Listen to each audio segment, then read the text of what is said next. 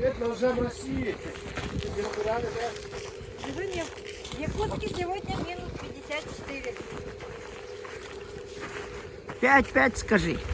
Бриллиантовая моржиха. Бриллиантовый морж. Мария.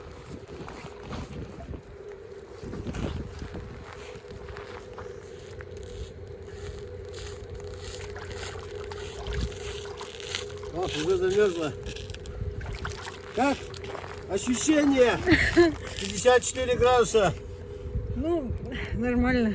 55, да. Тут, наверное, уже где-то 55-56. На реке Видите? еще холоднее. Ветер немного. Представляете, 55 градусов и ветер.